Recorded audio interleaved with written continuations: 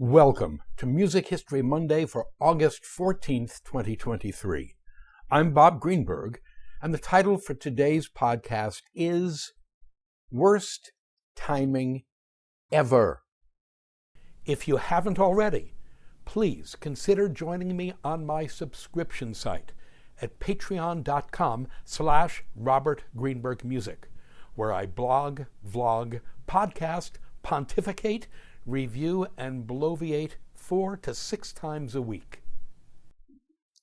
On August 14th, 1962, 61 years ago today, the manager of the Beatles, Brian Epstein, made a phone call to the drummer Ringo Starr, inviting him to join the band. As I suspect we are all aware, Starr said yes. 2 days later, on August 16th, Epstein had the unenviable task of firing the band's present drummer, Randolph Peter "Pete" Best, born Randolph Peter Scanland, 1941, who had been the Beatles' drummer for almost exactly 2 years, since August 1960. Best's firing, effective on August 18th, 1962, was, for Best, the worst timing ever.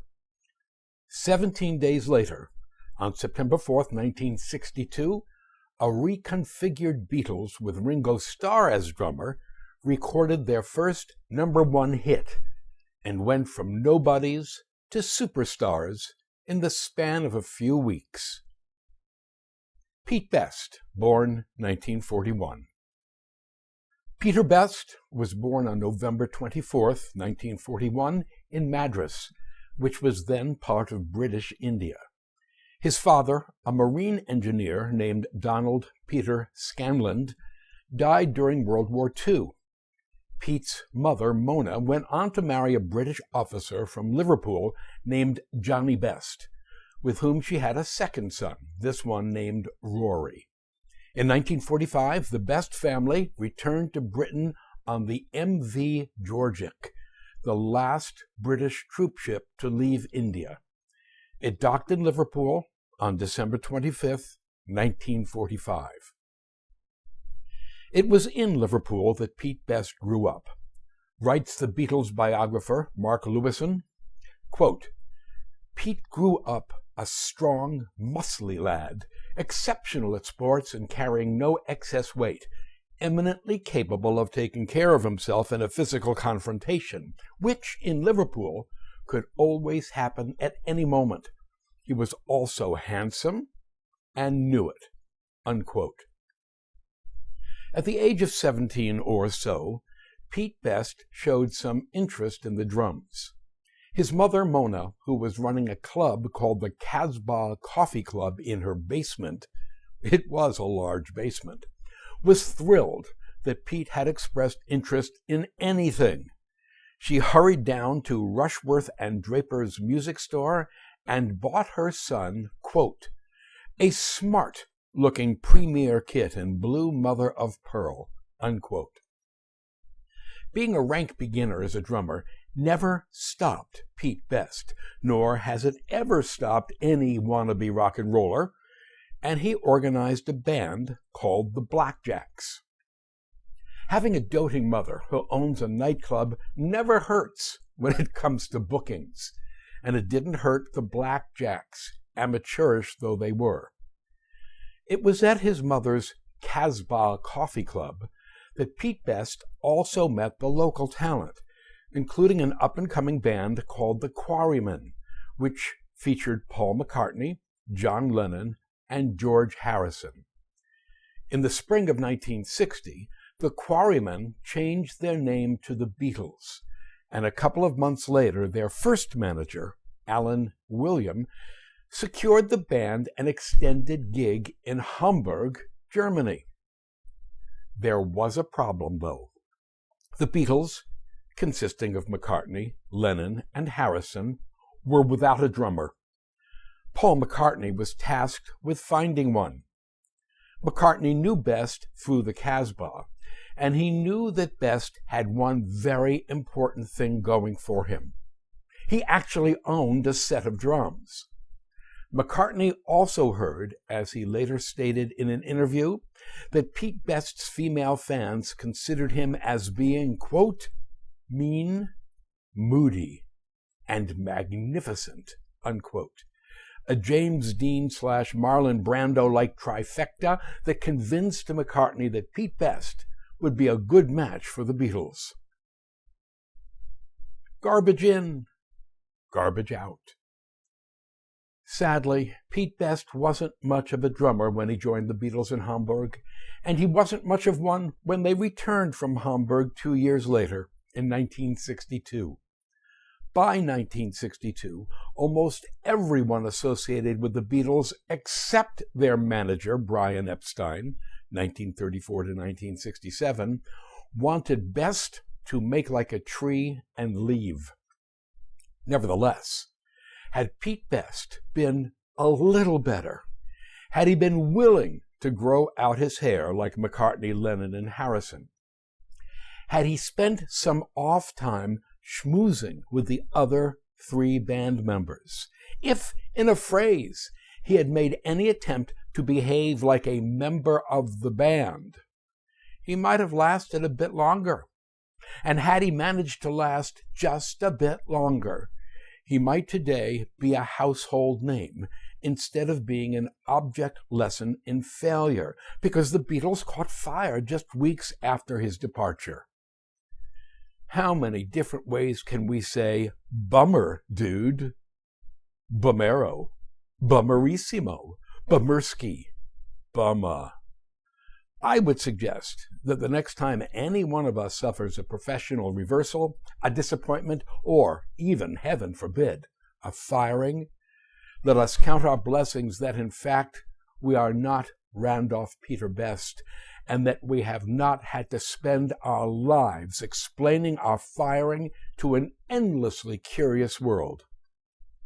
Writes Mark Lewison in his definitive The Beatles, All These Years, Volume 1, Tune In, Little Brown, 2013, quote, "The ball was set rolling on 14 August 1962, when Brian Epstein phones Billy Butlin's Skegness.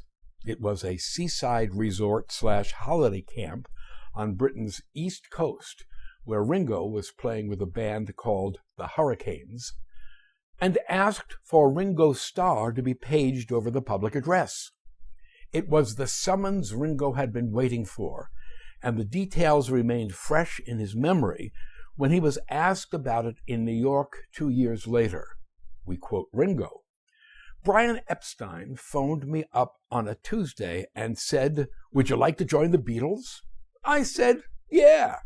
He said, 'Well, can you get home tonight?' And I said, 'I can't leave the other group just like that. I must give a bit of notice.' So I said, 'I'll be there on Saturday,'" unquote. With Ringo due to take over as the Beatles' drummer on Saturday, August 18, 1962, it was crunch time for Brian Epstein, who was told by the other 3 members of the band to fire Pete Best. Epstein decided to do the dirty on Thursday, August 16th. What made the timing of the firing all the more difficult was that the Beatles had 3 bookings to play on August 16th and 17th before Ringo's arrival on Saturday, August 18th. Brian Epstein hoped that Best would honor the bookings, though he was prepared to bring in a substitute if necessary. On Wednesday afternoon, August 15th, 1962, Brian Epstein phoned Pete Best and asked him to come into the office at 11 a.m. the next morning. Best was clueless as to what the meeting was all about, and he arrived at the NEMS Enterprises office in Whitechapel, Liverpool, at the appointed time. The following transcript comes from an audio recording Pete Best made in 1965 in New York at the behest of his lawyers, pursuant of a lawsuit challenging his dismissal. Quote, "I went in. Epstein was sitting behind the table, and he was fidgeting with papers and moving inkstands. He couldn't look me in the face. He told me about how the group had been going on, and how did I think the group was doing? And I told him, fab. And then, like a bolt out of the blue, he just turned around and said, I've got some bad news for you. The boys and myself have decided that they don't want you in the group anymore and that Ringo is replacing you. I was flabbergasted. I said, what's the reason behind this?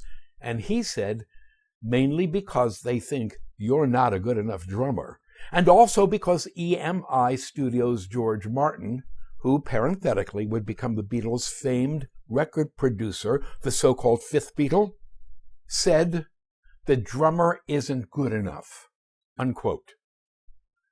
The Beatles' road manager and later chief executive of their company, Apple Corps, Neil Aspinall, 1941 to 2008, was present during Pete Best's firing, and his sympathies lay with both Best and Brian Epstein.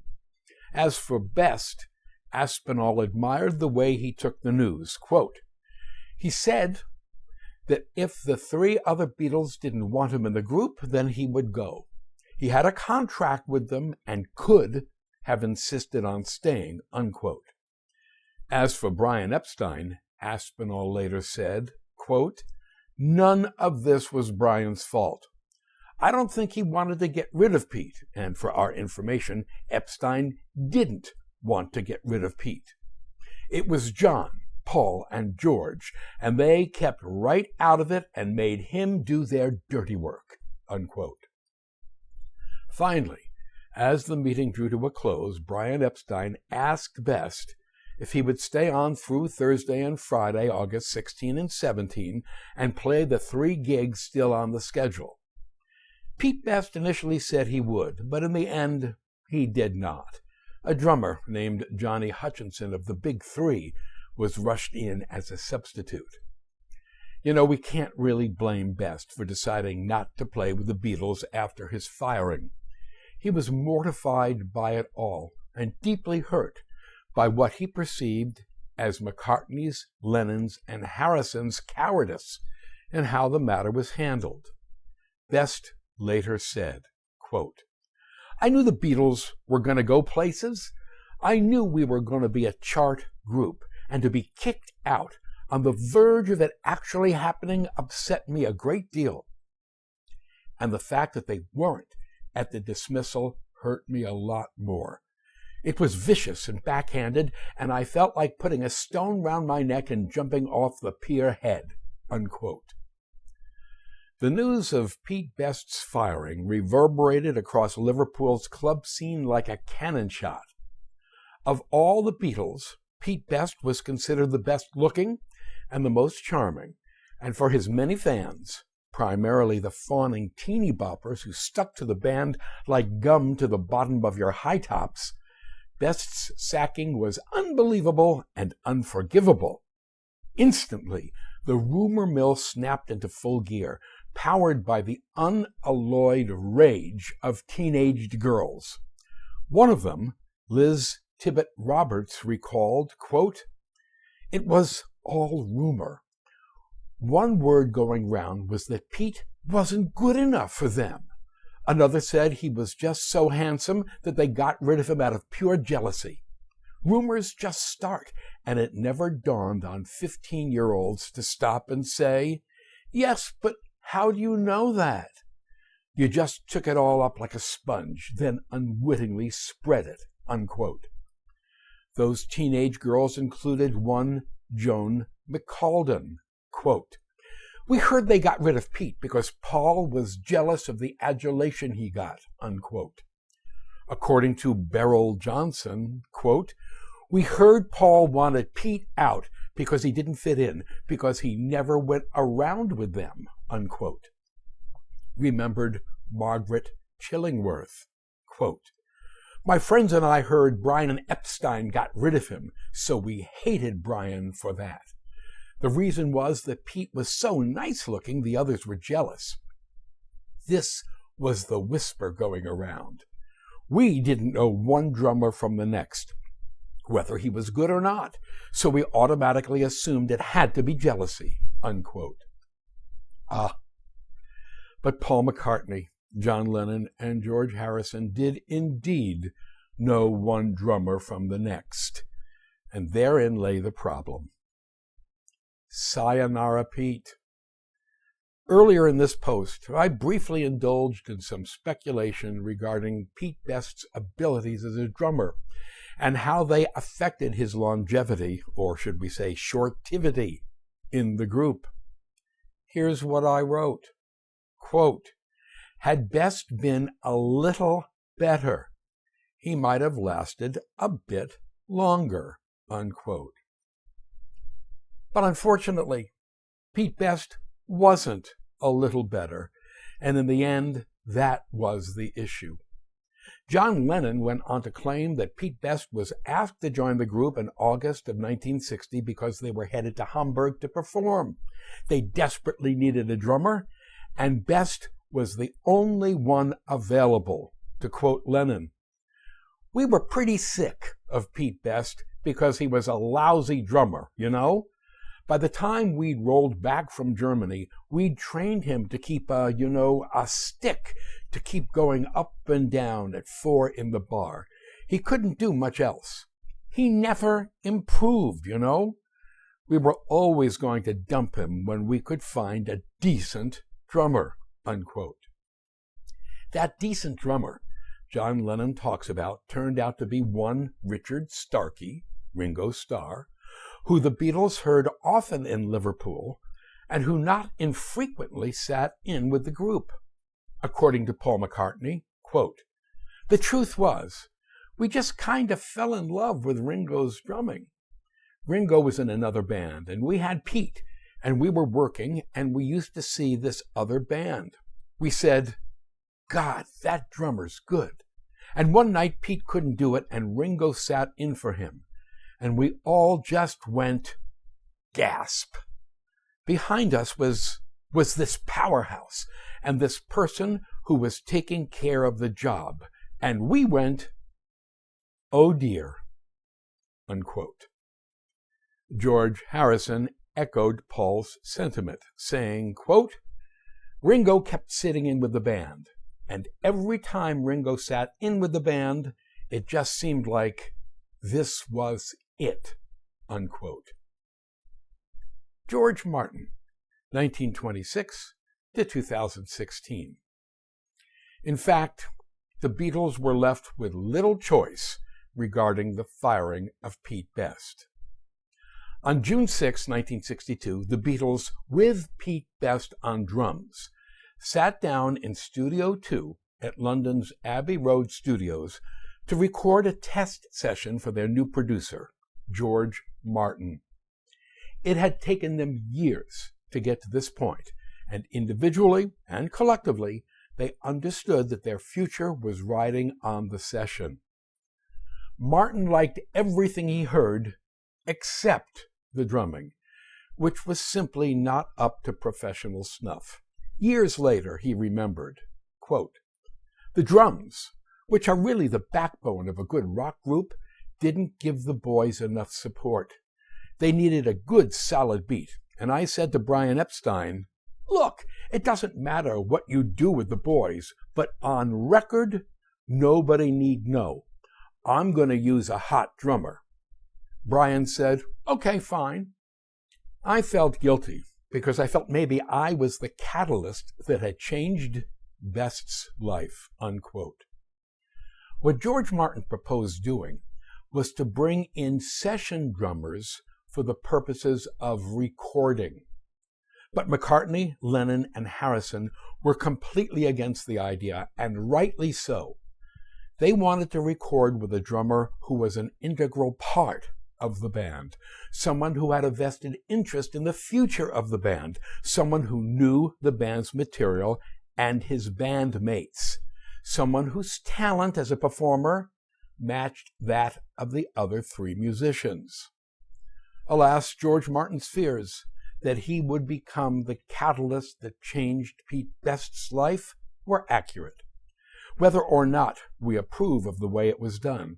If the Beatles were going to make records for EMI and George Martin, Pete Best had to be canned.